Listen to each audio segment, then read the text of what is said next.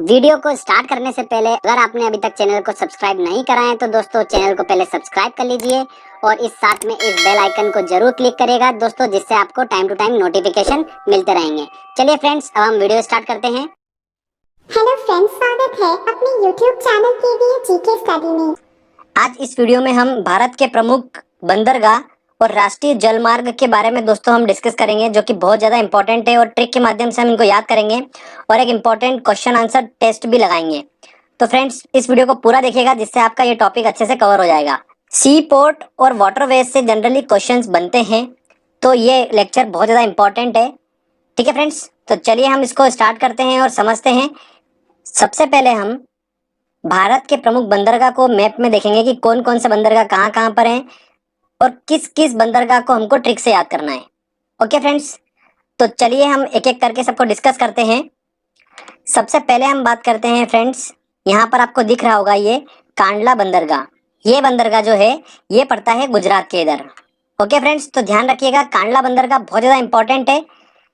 Generally ये confusing नाम है, इसलिए इसको हम ट्रिक से याद करेंगे। ठीक है, नेक्स्ट आता है मुंबई का बंदरगाह। तो मुंबई बंदरगाह जो है ये अपने को पड़ता है महाराष्ट्र में, हमें सबको पता ही है। तो मुंबई का ऐसा कोई हमको याद करने की ट्रिक इसकी जरूरत नहीं है। पहला हमको मिला है कांडला, जिसको हमको ट्रिक से याद करना है। क्वेश्चन ये बनता है कि मुंबई बंदरगाह जो है वो कहाँ पर पड़ता है, अरब सागर की बंगाल की खाड़ी। तो हमें पता है कि मैप में मुंबई कहाँ पर आता है, तो हम देख के आसानी से बता सकते हैं कि मुंबई बंदरगाह जो है वो अरब सागर की तरफ होता है। अगला आता है हमारा नाहवा शेवा। मुंबई का बंदरगाह सबसे इंपॉर्टेंट बंदरगाह है भारत का और सबसे बड़ा बंदरगाह भी है, इसलिए यहाँ पर सबसे ज्यादा ट्रैफिक होता है। ठीक है, इस ट्रैफिक को कम करने के लिए अभी अभी नया नया एक बंदरगाह और बना है जिसका नाम है नावा शेवा। तो ध्यान रखिएगा फ्रेंड्स, इसको भी हमको ट्रिक से याद करना है। तो दो हो चुके हैं हमारे, एक तो कांडला और एक नावा शेवा।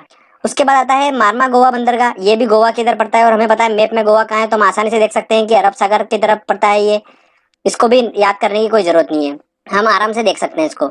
उसके बाद आता है न्यू मंगलूर। न्यू मंगलूर में बेंगलुरु का हल्का हल्का फील आ रहा है, तो वो हमको पता चल जाएगा कर्नाटक में पड़ता है ये, और कर्नाटक मैप में अरब सागर की तरफ है, तो हम आराम से देख सकते हैं कि न्यू मंगलूर जो है बंदरगाह वो कहाँ पर है, अरब सागर की तरफ पड़ता है। उसके बाद कोच्चि, जो कि केरल के इधर पड़ता है, और केरल हमें पता है मैप में इस साइड है, अरब सागर की तरफ है, तो हम आसानी से उसको याद कर लेंगे। उसके बाद आता है तूतीकोरिन। आपको दिख रहा होगा यहाँ पर ये तूतीकोरिन, अब थोड़ा सा अलग सा नाम है, तो इसको हमको याद करने की जरूरत पड़ेगी। तो हमें तीन ऐसे नाम मिल गए हैं जिनको हमको ट्रिक से याद करना है, तूतीकोरिन, नाहवा शेवा और कांडला। ठीक है, उसके बाद आता है चेन्नई। चेन्नई हमें पता है कि तमिलनाडु के इधर पड़ता है, इसलिए इसको याद करने का इतना ऐसा कोई हमको रिक्वायरमेंट नहीं रहेगा। डायरेक्टली हम मैप की हेल्प से इसको हम क्वेश्चन को क्लिक कर लेंगे। अगला आता है एन्नोर। एन्नोर बंदरगाह बहुत ज्यादा इंपॉर्टेंट है और इसका नाम भी थोड़ा यूनिक है, इसलिए इसको ट्रिक से याद करेंगे। तो चार हो चुके हैं अभी तक। ओके फ्रेंड्स, उसके बाद आता है आंध्र प्रदेश का विशाखापट्टनम। विशाखापट्टनम भी हमें पता है कि आंध्र प्रदेश में आता है, और आंध्र प्रदेश जो है वो बंगाल की खाड़ी की तरफ है, तो आसानी से हम देख सकते हैं कि विशाखापट्टनम जो है वो बंगाल की खाड़ी की तरफ है। तो ये भी हमारा आसानी से हो सकता है, कोई डिफिकल्टी नहीं होगी। तो अभी तक हमको दोस्तों चार हमारे हो चुके हैं जिनको हमको ट्रिक से याद करना है। अब अगला आता है पांचवा, पारादीप। इसको हमको ट्रिक से याद करना है। तो ये पांच दोस्तों हैं जिन्हें हमें ट्रिक से याद करना है। और इसके बाद कोलकाता आता है।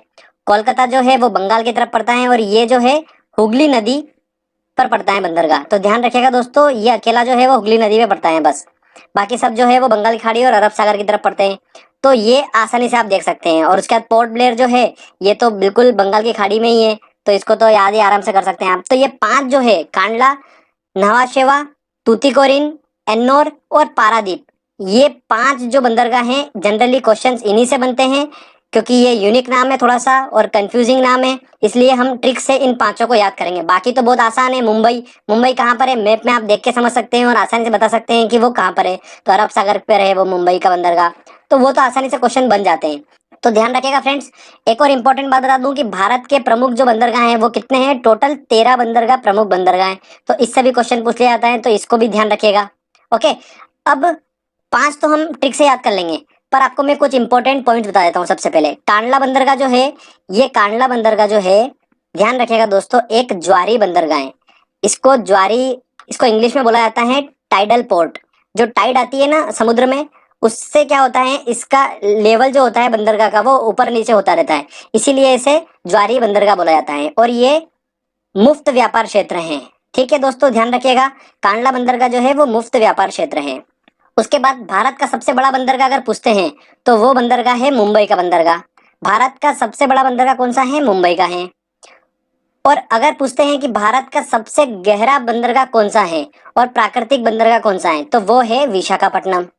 ठीक है, ये विशाखापट्टनम जो बंदरगाह है ये भारत का सबसे गहरा बंदरगाह है। ओके फ्रेंड्स, तो ये सी पोर्ट थे।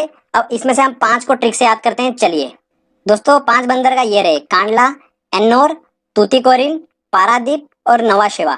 पहला हमारा दोस्तों है पारादीप, जो कि कहाँ पर स्थित है? उड़ीसा में। इसको याद रखने का तरीका देखिए, आप वर्ड देखिए पारादीप, हम इन वर्ड से ही पकड़ेंगे। तो हमको दीप दिख रहा है, ठीक है, तो इसी दीप, दीप मतलब दीपक होता है, हमने उसी से ट्रिक को लिया है। तो आप देखिए कैसे, आपको जैसे कि फ्रेंड दिख रहा है दीपक, दिख रहा है। अब इस दीपक में नॉर्मली तेल डालते हैं सब लोग, बट मैंने क्या करा, इस दीपक में जब मैंने इसके अंदर पारा डाला, क्या डाला फ्रेंड? देखिए आप, पारा डाला मैंने जैसे ही, तो पारा डाला जैसे मैंने, तो इसके क्या हुआ दोस्तों? पंख निकल आए, और पंख निकल आए और एकदम से ये दिया जो है ये उड़ गया। ठीक है फ्रेंड्स, तो दीप में पारा डालने के बाद वो दिया उड़ गया, तो उड़ गया से हमारा बना उड़ीसा। तो इससे हम आराम से आसानी से याद रख सकते हैं। अगला आता है दोस्तों हमारा कांडला बंदरगाह, जो कि कहाँ पर स्थित है? गुजरात में स्थित है, जो कि बहुत ज्यादा इंपॉर्टेंट है और बहुत ज्यादा क्वेश्चन इसी से बनते हैं। तो फ्रेंड्स इसको आप ऐसे देखिएगा, क्या हुआ, स्टोरी ये थी कि मैं एक दिन बैठा था, तो मेरा फ्रेंड आया और बोला कि यार कांड हो गया यार। मैंने बोला क्यों, क्या हो गया? तो बोले यार मैं रात को ड्रिंक करके निकल रहा था, तो मैंने एक आदमी को गाड़ी ठोक दी और वो आदमी गुजर गया। मैंने बोला क्या आदमी गुजर गया? तो बोले कि हाँ यार गुजर गया, रात में ही गुजर गया। तो आप देख रहे होंगे, अक्सर जो कांड होते हैं वो ड्रिंक करके लोग जो होते हैं वो गाड़ी चलाते हैं और रात को चलाते हैं। तो कांड से हम पकड़ेंगे रात। ठीक है, तो इस तरीके से हम इसको आसानी से रिलेट करके याद कर सकते हैं कि कांडला बंदरगाह जो है वो गुजरात में है। अब इसके बारे में इंपॉर्टेंट बात यह है कि ये एक ज्वारी बंदरगाह है, मैंने आपको बताया था, और ये एक मुफ्त व्यापार क्षेत्र है। इन दोनों बहुत ज्यादा इंपॉर्टेंट पॉइंट है, ध्यान रखिएगा दोस्तों, ये पूछे जाते हैं एग्जाम में। चलिए, ये भी हमारा कंप्लीट हो गया। अब बात करते हैं हम तमिलनाडु के बंदरगाह की। ठीक है, जो कि बहुत ज्यादा इंपॉर्टेंट है और बहुत ज्यादा कंफ्यूजिंग भी है। तमिलनाडु के बंदरगाह दोस्तों कहाँ पर है? बंदरगाह सिटी में तो होंगे नहीं, बिल्कुल तट पे होते हैं। तो हमने वही पकड़ा, त से हमारा बना तट। ओके, अब मैं इस तट को इंग्लिश में लिखता हूं, तो मैंने लिखा TAT, तट। ठीक है, अब मैंने इसको जब सेपरेट करा, इसको मैंने अलग अलग इसका नाम निकाला, तो टी से हमारा बना तूतीकोरिन, ए से हमारा बना एन्नोर, और टी से बना हमारा तमिलनाडु के बंदरगाह। ध्यान रखिएगा दोस्तों, टी से कोई दूसरा आपको बंदरगाह बिल्कुल भी नहीं मिलेगा, तो आपको कंफ्यूजन का नाम ही खत्म। तूतीकोरिन टी के नाम से जो बंदरगाह है ये एक लोता है, ए नाम से जो बंदरगाह है एन्नोर वो एक लोता है, तो कंफ्यूजन का सवाल ही खत्म हो गया। तो ध्यान रखिएगा, तमिलनाडु के बंदरगाह कहाँ पर हैं? तट पर हैं, बिल्कुल तट पर ही होंगे। तो तट से हमारा बना TAT, और उसको हमने जब उसको एक्सप्लेन करा तो टी से हमारा बना तूतीकोरिन, ए से बना एन्नोर, और टी से बना तमिलनाडु के बंदरगाह। ओके, तो इस तरीके से तमिलनाडु के बंदरगाह भी हो गए हमारे। उसकी ट्रिक थी तट। तो फ्रेंड्स हमारा कांडला हो गया, एन्नोर हो गया, तूतीकोरिन हो गया, पारादीप हो गया। अब बचा है सिर्फ और सिर्फ नावा शेवा। तो नावा शेवा को कैसे याद रख सकते हैं मैं बताता हूँ आपको। ऐसे याद रखिए कि पहली बात तो ये नावा शेवा क्यों बना था, क्योंकि मुंबई का जो अपना पोर्ट था, सी पोर्ट था, उस पर बहुत ज्यादा ट्रैफिक था। उस ट्रैफिक को कम करने के लिए ये बनाया गया है। तो हम उससे भी रिलेटेड करके देख सकते हैं कि महाराष्ट्र में पड़ेगा ये। और मैं अगर इसको श को मैं अगर इसको ऐसा कर दूं तो बन जाता है शिव। और शिवसेना जो है दोस्तों आपको पता ही है सबसे ज्यादा कहाँ पर उसका राजस्व है? महाराष्ट्र में है। तो उससे भी आप देख सकते हो। तो इस तरीके से हमारे पांचों जो है वो कंप्लीट हो जाते हैं। अब फ्रेंड्स हम बात करते हैं राष्ट्रीय जलमार्ग वाटरवे के बारे में बात करते हैं, जो कि बहुत ज्यादा इंपॉर्टेंट है। चलिए फ्रेंड्स, ये बहुत इंपॉर्टेंट है, ज्यादा बड़ा टॉपिक नहीं है, छोटा सा ही है, और उसकी कुछ ट्रिक्स है वो मैं आपको बता देता हूँ, जो आपके एग्जाम में अगर क्वेश्चन आता है तो आपको काफी हेल्प मिलेगी। चलिए हम स्टार्ट करते हैं। जैसा कि फ्रेंड आप देख पा रहे हैं डायग्राम में, जो हमारा नेशनल वाटरवे जो है, नेशनल वाटरवे राष्ट्रीय जलमार्ग फर्स्ट, ये जो है ये कहाँ से कहाँ तक है? इलाहाबाद से लेकर हल्दिया तक है। तो बहुत ज्यादा इंपॉर्टेंट है, ये पूछा जाता है। और ये जो है गंगा नदी का जो इलाहाबाद से लेकर हल्दिया का जो भाग है, उसी को नेशनल वाटरवे 1 का नाम दिया गया है। ठीक है फ्रेंड्स, इसको याद रखने का तरीका मैं आपको बता देता हूँ। इलाहाबाद का जो हमारा ए आ रहा है वो हमको बताता है 1, इसीलिए ये बन गया नेशनल वाटरवे 1। ध्यान रख सकते हैं, इससे आसानी से आप इसको पकड़ सकते हैं। अगर एग्जाम में आता है तो इलाहाबाद से हल्दिया तक, तो ए से हमारा बन गया एक। तो ये हमारा जो है सबसे लंबा वाटरवे है, तो ध्यान रखिए एग्जाम में पूछा जाता है। अब सेकंड वाला देख लेते हैं, नेशनल वाटरवे सेकंड देख लेते हैं। वो इतना इंपॉर्टेंट नहीं है, बट जस्ट हम एक बार नजर डाल लेते हैं, कभी आ गया क्वेश्चन एग्जाम में तो हम बस उसको सॉल्व कर पाए। बाकी 3-4 आपको देखने की जरूरत नहीं है, बस 2 काफी सफिशिएंट है। तो जैसा कि फ्रेंड्स आप देख रहे हो, नेशनल वाटरवे 2 NW2 जो है वो कहां से कहां तक है, सादिया से लेकर धुबरी पट्टी तक जो है, ये है नेशनल वाटरवे 2। ठीक है, राष्ट्रीय जलमार्ग 2 के नाम से जाना जाता है ये। अब इसको याद रखने का तरीका बहुत ज्यादा डिफिकल्ट है, हम इसको आसान बनाते हैं। देखिए, सादिया का स्पेलिंग चालू होती है एस से, और धुबरी पट्टी की स्पेलिंग चालू होती है डी से। तो जो सेकंड होता है, सेकंड, उसका जो फर्स्ट वर्ड होता है वो एस होता है और लास्ट वर्ड होता है डी। तो इस तरीके से हम देख सकते हैं कि सेकंड नंबर पे कौन सा होगा, सादिया और धुबरी पट्टी। आप दूसरा बनाने की कोशिश करेंगे पर बनेगा नहीं, तो एस डी जो है वो सिर्फ सेकंड वाला बनाएगा। तो इस तरीके से आप ध्यान रख सकते हैं, जो कि एक आसान ट्रिक है। फ्रेंड्स चलिए हम अब टेस्ट लगाते हैं, देखते हैं कि हमारी ट्रिक कितनी कारगर है। तो इंपॉर्टेंट क्वेश्चन देखते हैं। पहला हमारा क्वेश्चन है दोस्तों, भारत में कितने मुख्य बंदरगाह हैं? तो जैसा कि हमें पता है 13 जो है भारत के मुख्य बंदरगाह हैं, तो आंसर लगेगा सी। अगला क्वेश्चन है, वर्तमान में मुंबई सी पोर्ट के दबाव कम करने के लिए कौन सा बंदरगाह का निर्माण किया गया है? तो मुंबई का ट्रैफिक को कम करने के लिए, जैसे मैंने आपको बताया था, नवा शेवा जो है वो उस बंदरगाह का निर्माण किया गया है, जो कि महाराष्ट्र में ही है। तो ध्यान रखिएगा, शिवा से हमने देखा था शिवसेना, तो शिवसेना महाराष्ट्र, तो हमें याद आ गया था। ठीक है, निम्न में से कौन सा एक मुफ्त व्यापार क्षेत्र है? एक मुफ्त व्यापार क्षेत्र और ज्वारी कौन सा बंदरगाह है? कांडला है, तो आंसर इसका लगेगा डी। इस तरीके से हम उसको सॉल्व करेंगे। चलिए आगे और इम्पोर्टेंट क्वेश्चन देख। अगला क्वेश्चन है हमारा, मारमा गोवा बंदरगाह स्थित है? तो ऑब्वियस सी बात है, हमने देखा था गोवा, गोवा से पकड़ लिया था, तो आंसर होगा इसका बी, गोवा में स्थित है। भारत में निम्न में से कौन सा एक उड़ीसा तट पर स्थित है? अब देखिए उड़ीसा क्या है, हल्दिया, मुंबई, पारादीप या तूतीकोरिन? देखिए, पारादीप का हमने देखा था कि एक द्वीप था, उसके अंदर जैसे पारा डाला तो वो उड़ गया था, तो उससे हमने पकड़ा था कि उड़ीसा वाला कौन सा है, पारादीप है, तो आंसर लगेगा सी। पारादीप बंदरगाह किस राज्य में स्थित है? देखिए इंपॉर्टेंट है, काफी पूछा जाता है। तो पारादीप है तो वही उड़ीसा, पारा डालने पर दीप उड़ गया था, हमने देखा था इमेज में। तो उस तरीके से हम याद रख सकते हैं। इमेजिनेशन दोस्तों हमारे दिमाग में रहेगी, हम मूवी भी देखते हैं तो वो हमारे दिमाग में रह जाती है हमेशा, उसके सीन जो रहते हैं वो हमारे दिमाग में फिट हो जाते हैं, तो कभी भी रिकॉल हो जाते हैं। उसी तरीके से वो इमेज थी कि वो दिया उड़ गया था, तो आपको वो एग्जाम में याद आ जाएगा। ठीक है, चलिए अगले important question.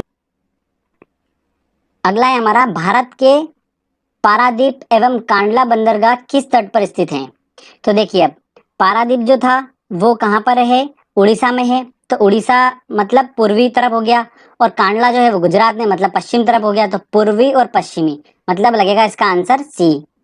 Okay friends, Bharat का सर्वश्रेष्ठ प्राकृतिक बंदरगाह है, मैंने आपको बताया था भारत का सर्वश्रेष्ठ प्राकृतिक और सबसे गहरा बंदरगाह जो है वो कौन सा है, विशाखापट्टनम, तो लगेगा आंसर सी। निम्न में से कौन सा बंदरगाह नहीं है? देखिए, कांडला है, बिल्कुल है, कोच्चि, कोच्चि बिल्कुल है, मंगलूर बिल्कुल है, पर बंगलुरु नहीं है, तो इसका आंसर होगा सी, मतलब बंगलुरु वाला नहीं होगा। चलिए आगे और इम्पोर्टेंट क्वेश्चन लेते हैं हम अब। अगला क्वेश्चन है दोस्तों हमारा, और काफी इंपॉर्टेंट क्वेश्चन है, गंगा नदी के किस भाग को NW1, ध्यान रखिएगा, नेशनल वाटरवे 1 घोषित किया गया है? तो कौन सा है? मैंने आपको बताया था वन, वन से ए से इलाहाबाद होता है हमारा, के से कानपुर, हरिद्वार, एन बिल्कुल भी नहीं, ए जहां पर हमको मिलेगा वही फर्स्ट वाला होगा, तो इलाहाबाद का हमारा लगेगा, स्पेलिंग में ए आता है, ए चालू होती है वो स्पेलिंग, तो ए से हमने पकड़ा एक, तो इलाहाबाद से हल्दिया का जो था वो गंगा नदी पर बना हुआ है, और इलाहाबाद से हल्दिया तक है, तो ध्यान रखिएगा NW1 इलाहाबाद से हल्दिया, मैंने आपको याद करने की ट्रिक भी बता रखी है उसकी। अगला क्वेश्चन है हमारा, देश का सबसे लंबा जलमार्ग है कौन सा है? इलाहाबाद से हल्दिया ही है, जो कि हमने पढ़ा था, NW1 सबसे लंबा है।